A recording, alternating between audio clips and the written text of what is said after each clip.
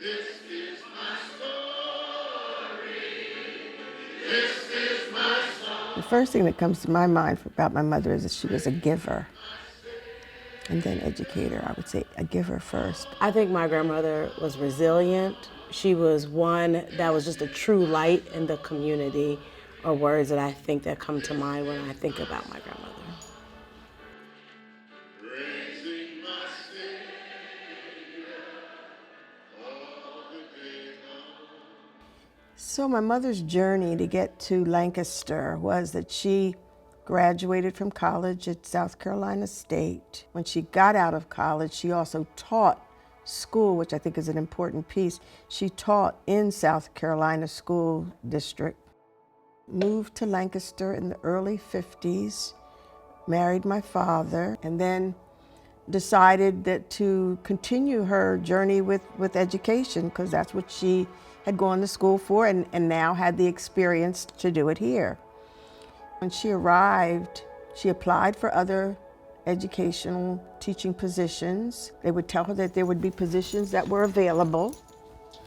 But at that time, you had to also send in your picture, what you looked like. And so once they saw that she was Black, the positions were no longer available. Because the journey was such a struggle, she decided that she would once a week on Fridays go sit in the superintendent's office, that eventually someone would see her and see that she was worthy of a position. Finally, after 9 years, there was a teacher who was going on sabbatical that she was able to take their place, which happened to be at the time Hand Middle School. So she taught here for a number of years and then had an opportunity then to go to Millersville University.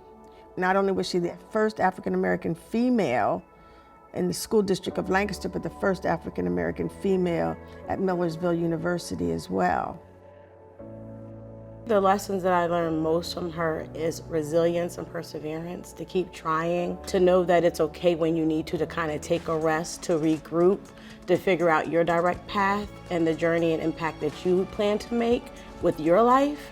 And finding out actually later in life what her story was really impactful to me, because then I realized, wow, one, my grandmother was able to achieve these things, but two, if she can do it, her legacy lives in me, and I am able to continue to keep fighting to figure out what am I trying to do, what is my mission in life, and how can I be as a giver and engaged individual as much as she has been.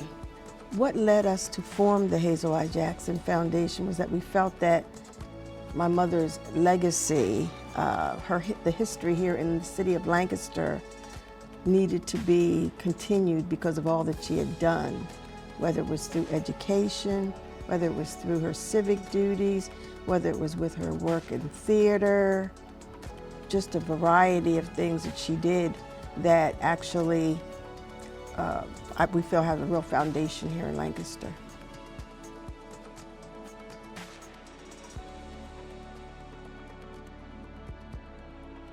Our goal for the foundation is to make sure that we can do all we can do now for the Hazel I. Jackson Middle School. So we want to help not only the students in different things that they're doing here at the school, financially, educationally, programmatically, but we also try to do things for the teachers, like if it was a appreciation day, provide a meal for them, help the students who could not necessarily maybe afford the yearbook, providing some funds to help that happen so that they can pay less. And of course, our Jackson Day of Action, which began because Mayor Gray at the time made Hazel I. Jackson Day October the 1st.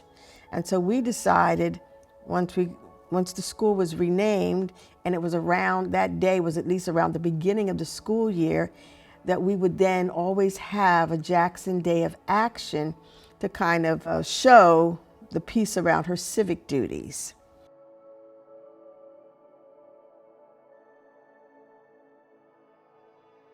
She was somebody special that could help move whatever mission it was forward. I think her legacy in this community is able to still be impactful when you think about all the things that the community chose to want to name after her, like the school, like the university, like the scholarship.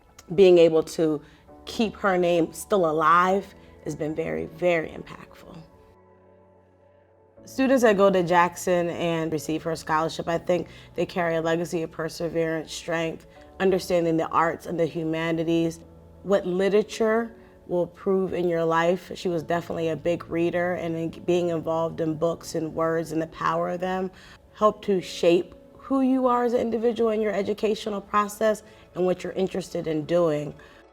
I'm really excited about the play that is being written for my mother.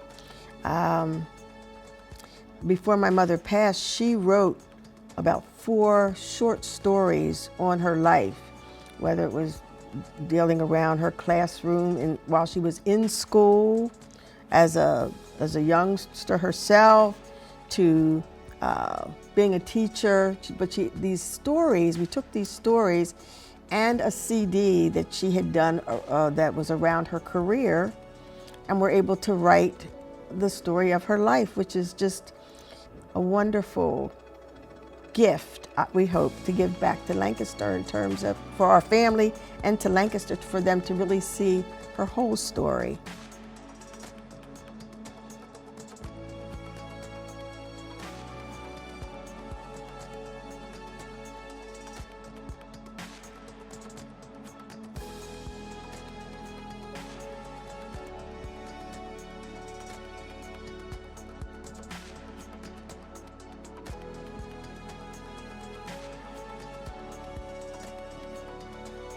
The last thing I want to leave with is that grateful that we had this opportunity to continue her legacy, and just appreciate the community support to continue to help her name to live on. In any way, with volunteering, donating to the Hazel I. Jackson Foundation, to make sure that we can continue to instill leadership within our youth, because they are our tomorrow, and it's important that we invest in them today.